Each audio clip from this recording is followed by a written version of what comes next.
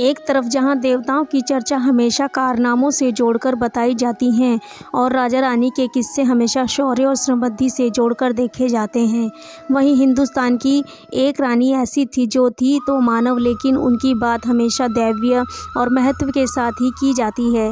यह रानी मीराबाई, जिन्हें बहुत ही ऊंचा दर्जा प्राप्त है। मीराबाई को कई जगहों पर पूजा जाता है और कहते हैं कि इनके आसपास रहने वालों को कई चमत्कार देखने को मिले थे।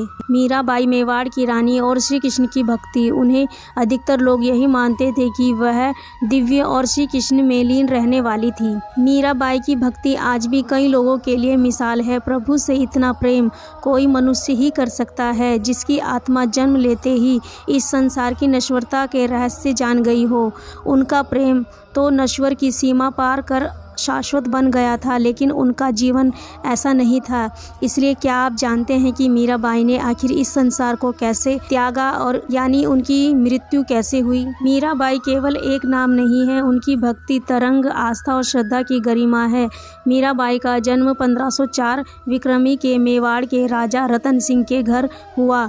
मीराबाई जोधपुर के रथोड़ रतन सिंह जी की इकलौती पुत्री थी। राजपूत जाति में जन्मी मीराबाई का घर से बाहर जाना पर कठोर प्रतिबंध हुआ करता था, लेकिन बचपन से मीराबाई के साथ ऐसी घटना हुई जिसके बाद वह श्री कृष्ण के प्रति पूरी तरह समर्पित हो गई। जब मीराबाई 8 साल की थी तब मोहल्ले में एक बारात को आते देख मीराबाई ने अपनी माँ से पूछ लिया कि मेरा दूल्हा कौन है।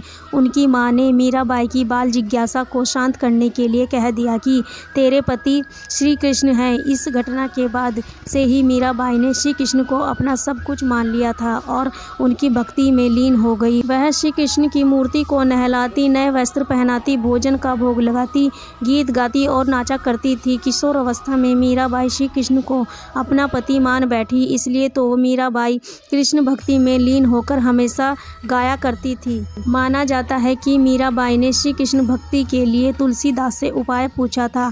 हालांकि इसका कोई ऐतिहासिक उल्लेख नहीं मिलता है, लेकिन ऐसा माना जाता है कि मीराबाई को जब श्री कृष्ण भक्ति करने के लिए मना किया गया तो उन्होंने तुलसीदास को गुरु बनाकर उनसे पत्रों के जरिए संवाद किया और अपनी दुविधाओं का उपाय मांगा। तब तुलसीदास ने उन्हें राम भक्ति करने को कहा। उन्होंने राम को लेकर भजन लिखने शुरू किए और इनमें से बहुत ही चर्चित भजन है पायो जी मैंने राम रतन धन पायो। मीराबाई का विवाह महाराणा सांगा के पुत्र भोजराज से हुआ, जो आगे चलकर महाराणा कुंभ कहलाए। शादी के पहले दिन ही मीरा ने अपने पति से कह दिया था कि उनके केवल पति श्री कृष्ण हैं, लेकिन महाराणा कुंभ को मीरा की यह बात केवल परिहासी लगी।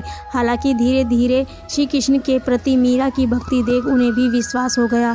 मीराबाई श्री कृष्ण की दीवानी हैं। मीराबाई की शादी के बाद भी श्री कृष्ण की भक्ति में लीन रहने लगी थी।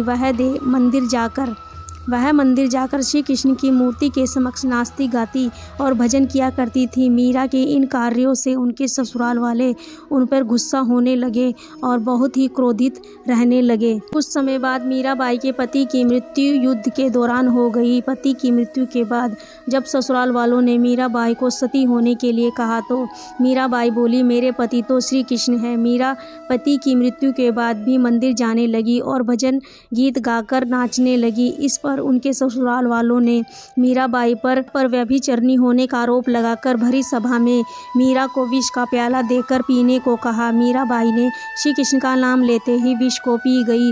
सबको लगा कि अब मीराबाई जीवित नहीं बचेगी, लेकिन विष का प्याला मीरा के लिए अमृत बन गया। श्री कृष्ण की कृपा से मीरा पर विष का कोई प्रभाव नहीं हुआ। विवाह के कुछ साल बाद मीराबाई के पति भोजराज की मृत्यु हो गई। पति की मृत्यु के बाद ही मीराबाई को भोजराज के साथ सती होने का प्रयास किया गया। हालांकि वह इसके लिए तैयार नहीं हुई। इसके बाद मीराबाई वृंदावन और फिर द्वारिका चली गई। वहां जाकर मीराबाई ने श्री कृष्ण भक्ति और जोगन बन साधुओं के साथ रहने लगी। मीराबाई की मृत्यु को लेकर इतिहासकारों के बीच कई मतभेद हैं। कोई कहता है कि उन्होंने द्वारिका में देह त्यागी थी और किसी के अनुसार वह वृंदावन में थी।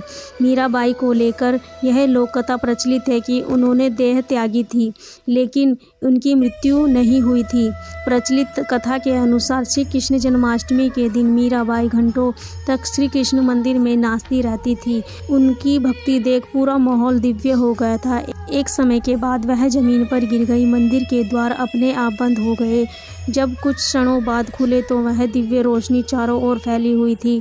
लोगों के अनुसार वह भक्ति बांसुरी की मधुर तान बज रही थी और मीराबाई की साड़ी कृष्ण की मूर्ति से लिपटी हुई थी। मीराबाई नहीं थी, बस श्री कृष्ण में विलीन हो गई थी।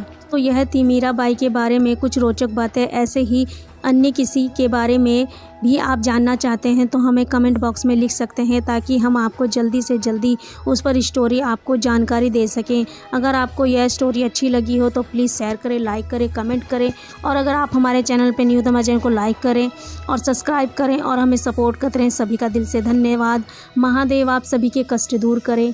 हर हर महादेव और सभी का थैंक यू।